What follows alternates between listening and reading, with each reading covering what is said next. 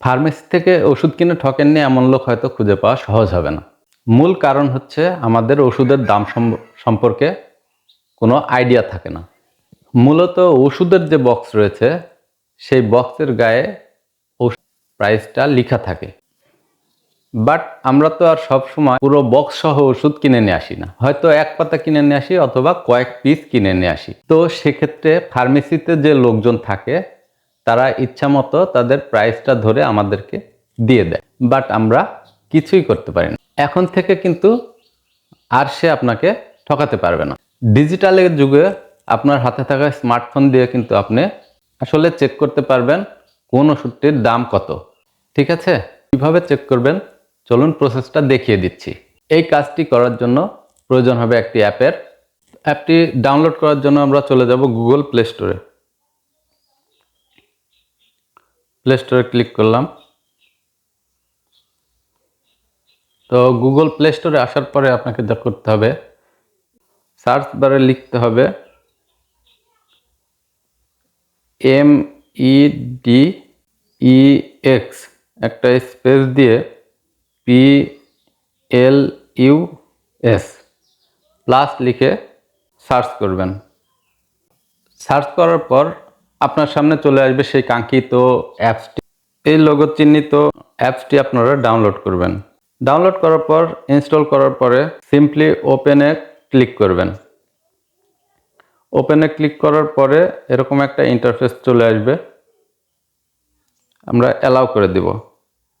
তো এই হচ্ছে আমাদের অ্যাপসের ইন্টারফেস। এখান থেকে আমরা ঠিকভাবে ওষুধ সার্চ করতে পারবো, বিভিন্ন অপশন দেওয়া আছে। আপনারা এখানে দেখেন এই কয়টি বিষয় নিয়ে আপনারা সার্চ করতে পারবেন ওষুধগুলো। তো আমাদের জানার বিষয়, আজকের বিষয়টা হচ্ছে কোন মেডিসিনের দাম কত, এটা আমাদের মূল বিষয়। তো আমরা এখান থেকে সার্চ অপশনে চলে যাব। নাম আমরা এখানে লিখতে পারি। তো আমরা সাধারণত নাপাটাকে অনেকেই বেশি চিনে থাকি। আমরা নাপা লিখে সার্চ করব। নাপা 500 mg, এটাতে ক্লিক করব।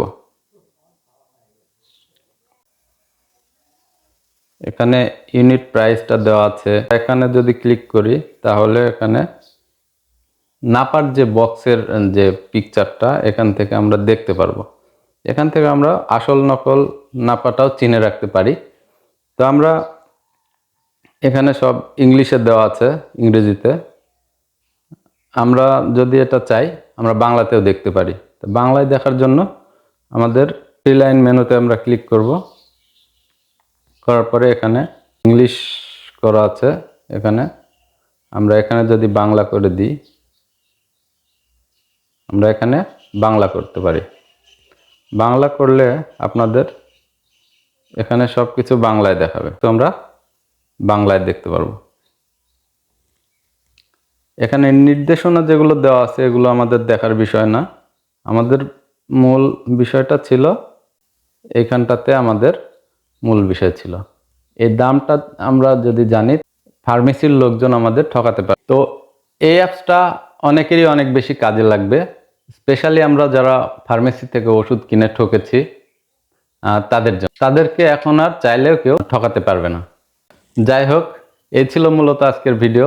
যদি ভিডিওটি আপনার কাছে হেল্পফুল মনে হয় তাহলে ভিডিওটি আপনার টাইম লাইনে শেয়ার করে দিবেন, এতে হয়তো অনেকেরই অনেক বেশি উপকারে আসতে পারে। আজকের মতো আমি সেলিম রেজা বিদায় নিচ্ছি। দেখা হবে পরবর্তী কোনো ভিডিওতে। ততক্ষণ সাবধানে থাকবেন, সুস্থ থাকবেন। আল্লাহ হাফেজ।